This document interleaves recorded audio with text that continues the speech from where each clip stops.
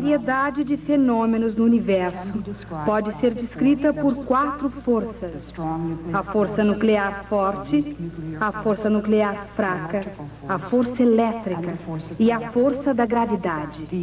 Essas são as forças fundamentais da natureza.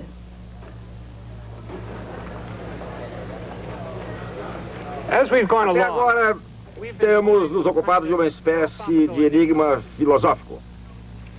A peça central de tudo isso que temos feito tem sido a segunda lei de Newton. A lei segundo a qual uma aceleração é produzida por uma força que age sobre uma massa. Mas além da equação propriamente dita, não temos nenhuma ideia do que significa essa força, como também não temos ideia do que seja massa. Suponhamos que eu diga que acabei de fazer uma grande descoberta científica. Eu descobri que galharufas é igual a pitibiribas vezes a distância. Parece que você não ficou muito impressionado. O motivo é que eu não lhe expliquei o que é galharufa, nem o que é pitibiriba. O mesmo vale em relação à segunda lei de Newton. A menos que se saiba o que são força e massa, essa segunda lei não quer dizer muita coisa. Mas, sem dúvida, fizemos algum progresso. Calculamos órbitas de projéteis e descobrimos que todos os corpos caem com a mesma aceleração. Isso é algo concreto e sólido. Não um filosófico jogo de palavras sobre galharufas e pitibiribas. Como fizemos isso? Nós simplesmente fizemos. Introduzimos uma outra ideia teórica, a lei da gravidade.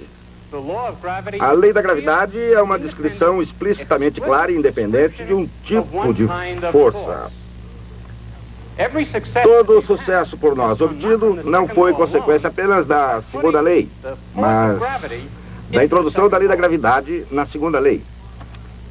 Isso nos leva a uma pergunta óbvia. Quais são as outras forças? Quais as forças fundamentais da natureza? Essa é a questão que vamos discutir hoje. Instituto Tecnológico da Califórnia, Caltech, em Pasadena.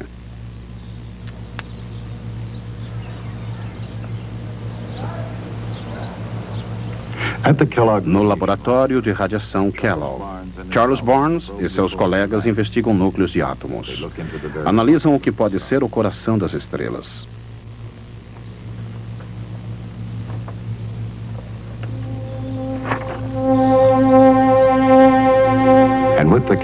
E com os aceleradores de Caltech observam as forças fundamentais da natureza. A ciência e a tecnologia avançam em saltos quânticos, mas mesmo na área espacial, as equações de Isaac Newton não são esquecidas. Aqui, por exemplo, a equação força igual massa vezes aceleração funciona muito bem. De fato, F igual ma é o princípio em que se baseia esse acelerador. Uma máquina com a qual o pai da mecânica clássica provavelmente jamais sonhou. E aqueles que levam adiante a exploração de Newton descobrem outro princípio da natureza. Toda e qualquer partícula de matéria, tudo, desde o limite exterior da mais distante galáxia até o núcleo de um átomo, está sujeito a 4 forças fundamentais.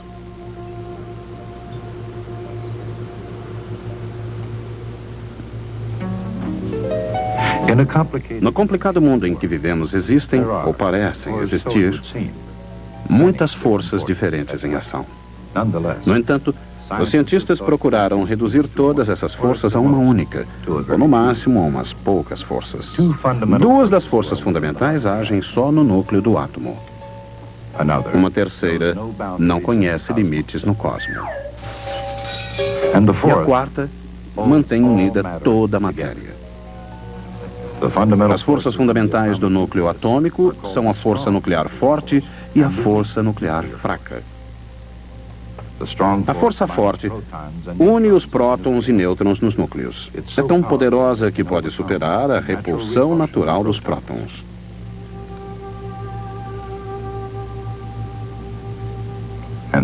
E sua energia pode ser liberada em reações nucleares.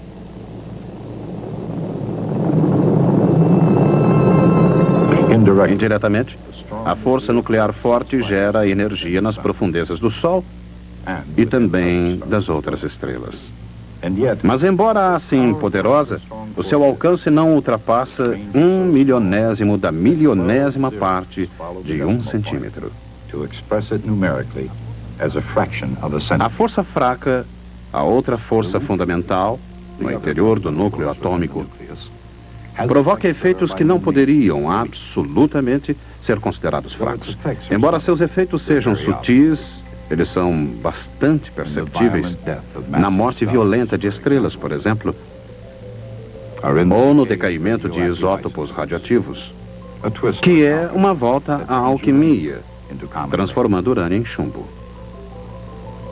Cada vez mais, os cientistas estão descobrindo de que maneira as forças nucleares unem o passado, o presente e o futuro do universo.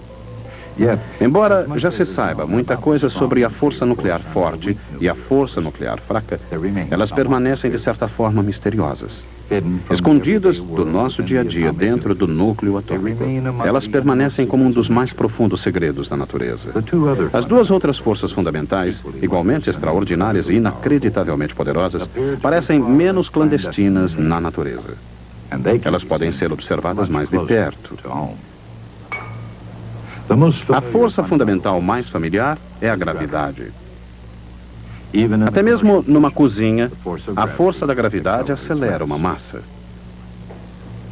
Ela é mais antiga do que a galinha e o ovo. Mas antes da lei de Newton, ninguém sabia muita coisa sobre a gravidade. Sabiam, por exemplo, que fazia com que as coisas caíssem.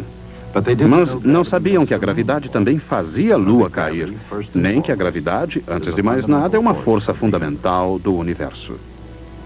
Uma força fundamental e uma força atrativa. Como uma força de atração, a gravidade pode ser descrita em termos populares. A gravidade não apenas está presente em toda a extensão do universo, como exerce considerável influência sobre tudo que está sob a Lua. Mais ainda, a gravidade está relacionada a tudo e a todos. De alguma maneira, a gravidade atinge e dá as mãos a tudo no universo. Com sua lei da gravitação universal, Isaac Newton explicou como e o porquê da gravidade no universo. Como ela atrai os objetos para a Terra e, ao mesmo tempo, por que alguns objetos como a Lua permanecem no céu. Ele explicou a gravidade em termos de força.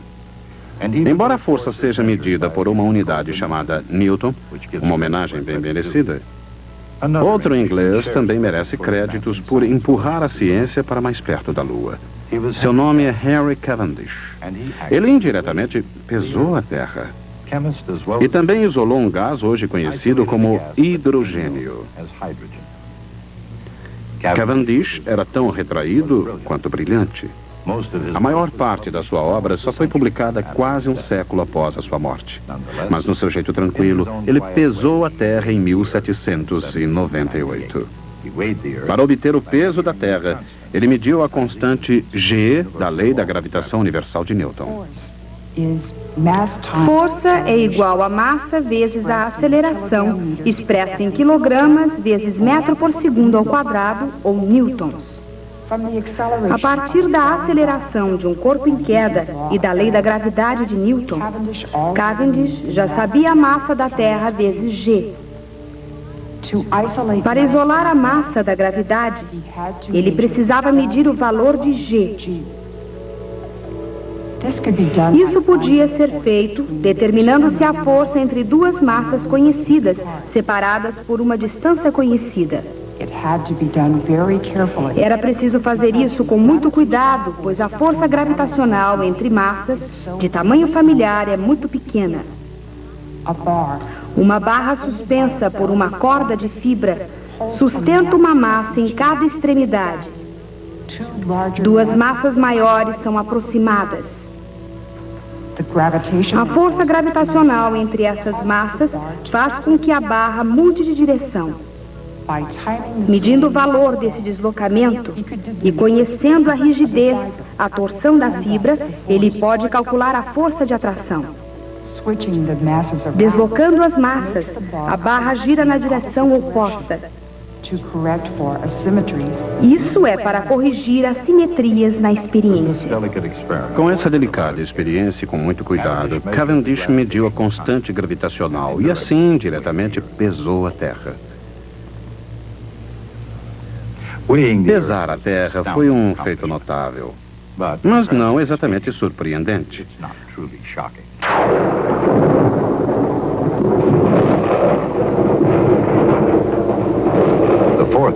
A quarta força fundamental é a elétrica. A eletricidade parece o paradoxo das forças. Num instante é algo excitante, até mesmo amedrontador com sua intensidade. No outro, tão prosaica quanto uma torradeira. Às claras, a eletricidade é tão comum quanto o pão branco. Mas nas trevas, ela desperta muitas fantasias, algumas mortais, outras místicas, todas de alguma forma associadas à cultura ocidental. Nenhuma imagem atinge mais um americano do que esse habitante de Filadélfia produzindo energia com uma pipa. Considerando-se seus efeitos inigualáveis, redator e escritor, inventor, político, agente postal e estadista, filósofo, a argúcia e a sabedoria de sua época, por que será que essa sua imagem é a mais popular até os nossos dias? Porque Benjamin Franklin foi o primeiro e mais destacado cientista da jovem América.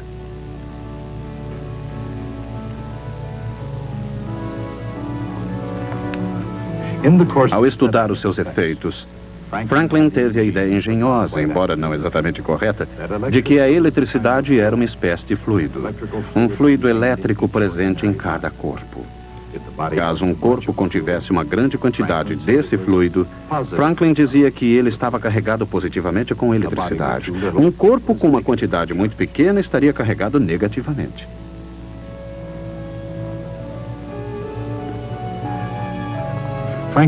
Os termos de Franklin, carga positiva e carga negativa, permanecem vivos no vocabulário da eletricidade. Mas o significado da força elétrica vai muito além de suas reflexões. Em seu nível mais fundamental, a eletricidade é a força entre as cargas positivas e negativas. Ela une tudo que existe no universo, desde a sopa às castanhas, a pia da cozinha, inclusive. Com isso, inclui os seres humanos. Por que então não temos consciência das cargas em nossos corpos? Por que o pão não eletrocuta a torradeira? E cada vez que as pessoas se apertam as mãos, por que não se fritam umas às outras como batatas? Porque tudo possui quantidades iguais de carga positiva e negativa, gerando uma mistura perfeitamente equilibrada. Assim, como toda matéria neutra, consistindo de cargas positivas e negativas eletricamente equilibradas, toda matéria é composta de átomos. O núcleo do átomo é formado pelos prótons carregados positivamente e ilustrados na cor vermelha, e nêutrons na cor branca, que não possuem carga nenhuma. Carregados negativamente, os elétrons, representados em verde, orbitam em torno do núcleo.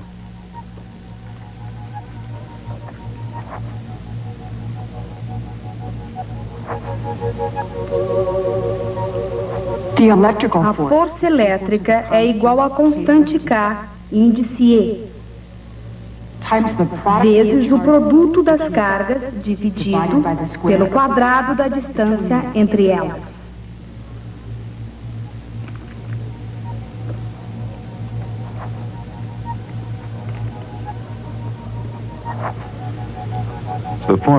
A fórmula da força elétrica apresenta uma notável semelhança com a fórmula da força gravitacional. A força gravitacional mantém os 9 planetas em órbita em torno do Sol. A força é igual a menos uma constante, G, vezes o produto das massas, dividido pelo quadrado da distância entre elas. As naturezas da massa e da carga são, em sua maior parte, ainda desconhecidas. Mas, obviamente, a massa é algo que se aplica à gravidade, enquanto carga é algo que se aplica à eletricidade.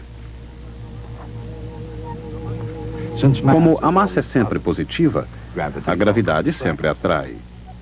A carga, no entanto, pode ser positiva ou negativa. Uma carga positiva e uma negativa vão se atrair. Cargas positivas irão se repelir.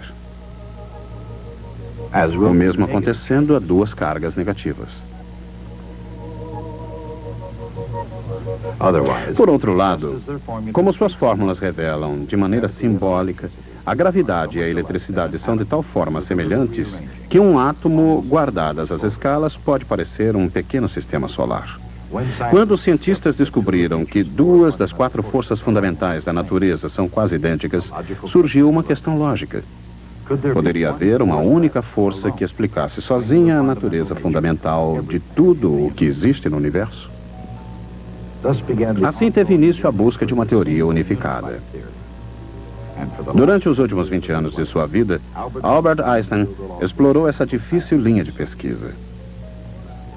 Embora Einstein jamais tenha alcançado seu objetivo, a pesquisa continua e as descobertas são muito promissoras.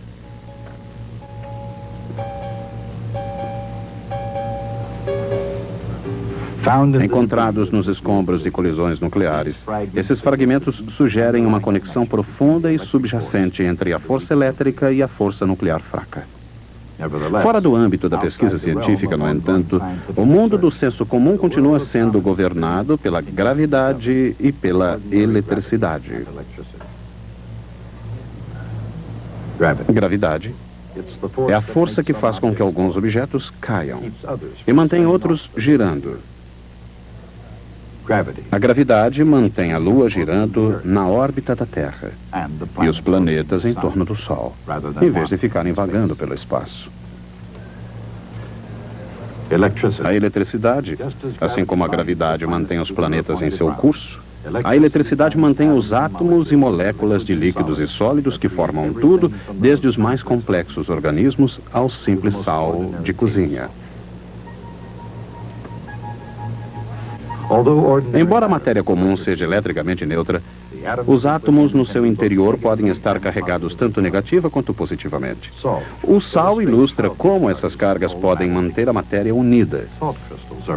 Os cristais do sal são unidos pela força elétrica entre o sódio, positivamente carregado, e os íons de cloro, negativamente carregados. A eletricidade, nas mais diversas formas, é uma força fundamental que constantemente se faz notar.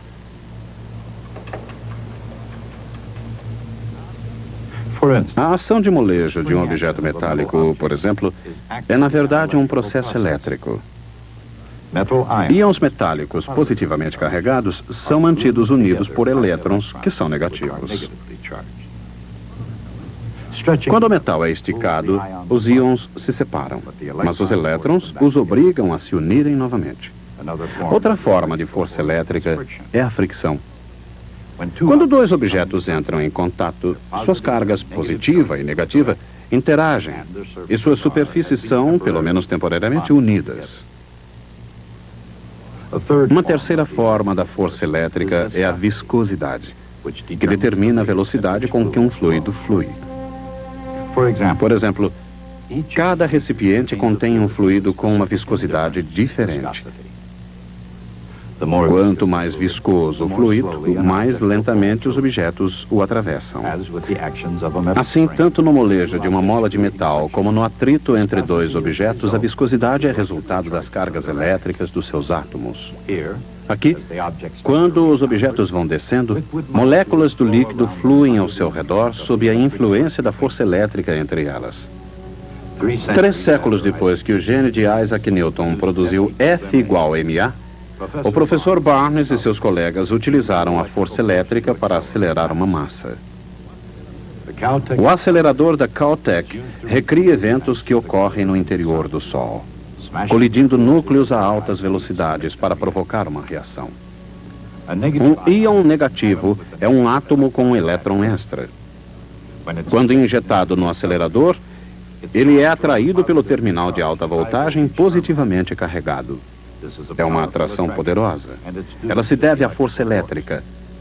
Força entre o íon negativo e a carga positiva do terminal de alta voltagem. No interior da câmara, há um tubo através do qual o íon deverá passar. A meio caminho do tubo está o terminal de alta voltagem, com uma grande carga positiva. Enquanto isso, no início do tubo, um átomo de carbono recebe uma carga negativa. No mesmo ponto, outra carga negativa impulsiona o íon em seu curso.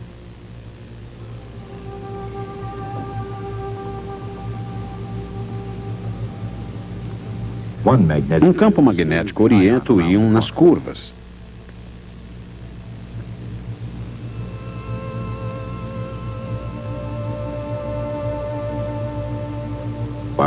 Enquanto o outro o mantém no centro do tubo.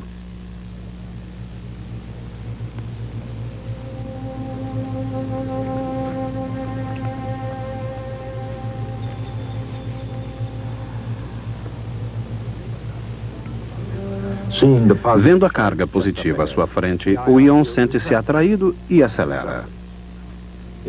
Na região mais positiva, moléculas de gás aguardam.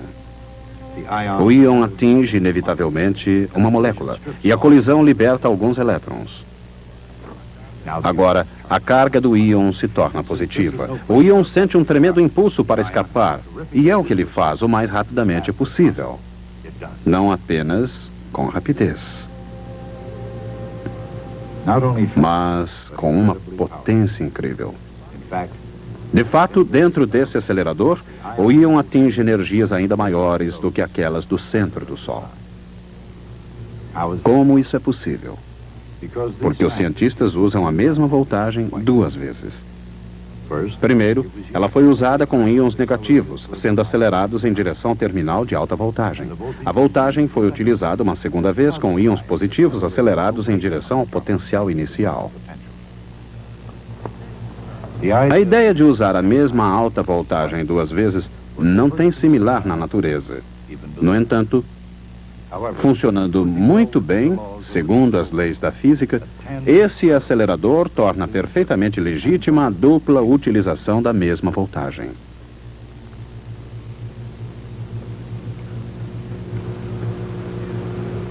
Esse acelerador tornou-se um instrumento padrão da física experimental. Essa experiência, por exemplo, é uma tentativa de se descobrir com que rapidez os núcleos de carbono se fundem com os núcleos de hélio, produzindo o oxigênio. Os íons de carbono são impulsionados em direção ao hélio. Essa reação nuclear determina as quantidades relativas de carbono e oxigênio, um passo crucial na evolução das estrelas.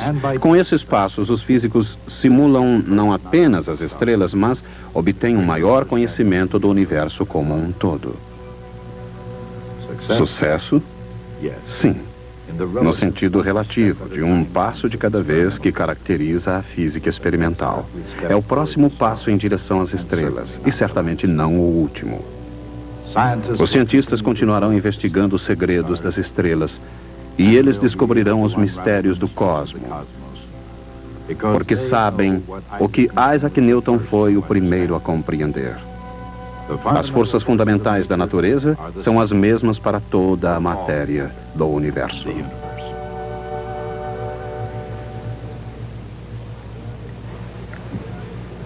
Muito bem.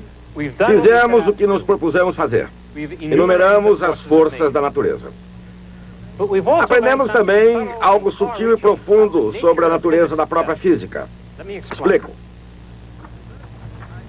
Antes de Isaac Newton, a ciência da física, como a conhecemos hoje, não existia.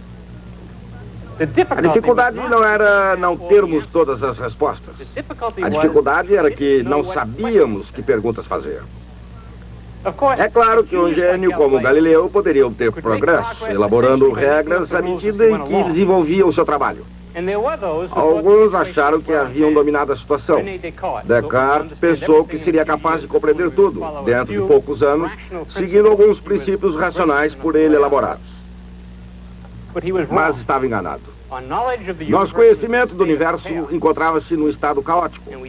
Não sabíamos nem que perguntas precisavam ser respondidas para se obter uma nova ordem no mundo. Então, veio Newton e disse F igual ma. E a névoa começou a se dissipar. Por quê? Porque podemos calcular as acelerações? Não, não é bem isso. O importante está no cerne daquele enigma que discutimos antes.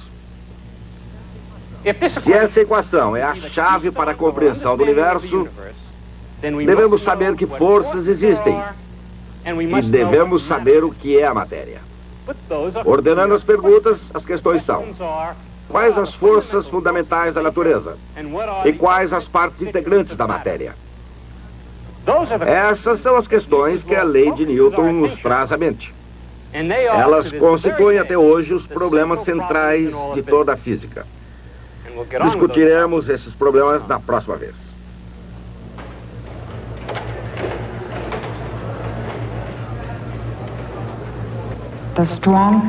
A força forte e a força fraca existem no núcleo do átomo, espantosas e misteriosas.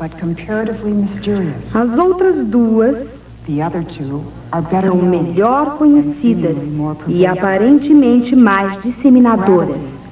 Gravidade, a mais importante força entre objetos muito distantes um do outro. Átomos e moléculas de todos os corpos estão unidos pela força elétrica. A força fraca, a força forte, a gravidade e a eletricidade. Essas são as forças fundamentais da natureza.